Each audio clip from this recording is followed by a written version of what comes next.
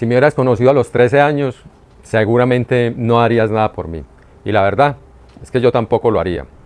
Hoy no vamos a ver un método, no vamos a ver ejercicios, hoy no vamos a tener la conversación de crecimiento que hemos tenido en otros momentos. Hoy vamos a hablar de mi historia. Hoy te quiero contar por qué me importa tanto este proyecto y por qué estoy trabajando con personas para que crean en ellas, para que logren metas reales, para que todos construyamos nuestra vida juntos. Quiero empezar contándote quién era yo. Yo era un chico que crecí de mudanza en mudanza. Mi madre tenía sus razones para mudarnos tanto. Lo cierto es que cada que llegábamos a un barrio, eran nuevos amigos, era un nuevo colegio, pero rápidamente tocaba nuevamente volver a empacar para mudarnos. Y pasó algo muy significativo en mi vida, porque cada que yo llegaba a un colegio nuevo, siempre llegaba tarde. Y no me refiero a que llegaba tarde en las mañanas, me refiero que ya el año escolar estaba muy avanzado. Ya los temas, ya los niños ya tenían el conocimiento y ya los profesores llevaban el tema por la mitad. Yo entraba por ese salón y no sabía ni de qué estaban hablando. Y la verdad, a mí me daba pena preguntar, porque era un chico más bien tímido y callado. Entonces, le preguntaba a los amiguitos, eso sí, al compañero del lado, cuánto llevaban escribiendo, cómo iban en el tema, y él me decía, me mostraba, dejé 20, 30 hojas, y yo siempre tenía en mis cuadernos esos espacios, 20 o 30 hojas para luego ponerme al día. Digamos que era un chico que no tenía unas bases fuertes o un carácter. A mí me daba pereza ponerme al día. Y todas esas hojas en blanco, todo lo que yo me prometía a desatrasarme con el tiempo, esas hojas quedaban en blanco. Todos mis cuadernos eran con hojas en blanco. Y eso se me fue volviendo tan normal que muchas veces, aún estando en la clase, si el profesor adelantaba y yo me quedaba sin copiar ciertas cosas, empezaba a dejar los espacios porque no le preguntaba. Ya tenía esa parte de desconfianza, de creer de que preguntar era malo, o que iban a decir, pero ¿cómo así que está atrasado otra vez? ¿Cómo así que no he entendido? Entonces dejaba así y seguía avanzando. La verdad, todos mis cuadernos tenían hojas en blanco. Así pasé durante muchos años. Pero un día dejé de ir una vez, otro día, y así pasaron varios días, hasta que abandoné el colegio y cambié ese colegio por una esquina.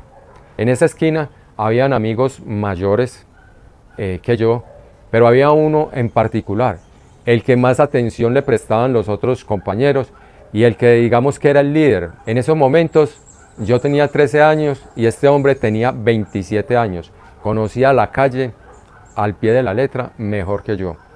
Ese muchacho nos decía todo el tiempo que él no había necesitado estudiar, que no había necesitado trabajar y que a él le había pesado más en la vida haber dejado de jugar fútbol que haber dejado de estudiar. Y todas estas palabras que el hombre nos iba repitiendo, yo las fui tomando para mí y este personaje se convirtió en un mentor y todo lo que él decía para mí era una autoridad. Así pasaron muchos años y sin darme cuenta construí fue una cárcel, porque ya cuando quería nuevamente volver al colegio me daba mucha dificultad y cada que lo intentaba volvía y abandonaba. Cada que tenía un proyecto, cada que yo pensaba que iba a hacer algo diferente, volvía y abandonaba. Entonces empecé a tener ese hábito de postergar y de abandonar todo lo que empezaba. Digamos que empecé a tener ese patrón de la desconfianza, de creer de que no era capaz. Cada vez lo reafirmaba más porque cada que intentaba, volvía y abandonaba. Y esto se me volvió una verdad. Y más sumándole que muchos de los amigos que teníamos en esa esquina, algunos decían que ellos tan de malas, haber nacido en las familias que nacieron tan pobres. Y otros amiguitos asistían con la cabeza diciendo que sí, de que esa fue la vida que les tocó, o la vida que nos tocó. Y otros decían, ¿y qué culpa tenemos, hombres, si nacimos así? Nacimos pobres, tenemos que seguir pobres. Y ellos estaban convencidos de que nacieron así y así tenían que seguir. La verdad es que yo ni me sonaban esas palabras. Yo estaba también tan elevado que ni me hacían eco en mi cabeza. Yo no decía así, somos pobres y así nos vamos a quedar. Ni tampoco decía, vamos a salir de la pobreza algún día. Yo quedaba como si fuera en blanco. Entonces, con el tiempo, fui reafirmando esas creencias que me duraron durante muchos años.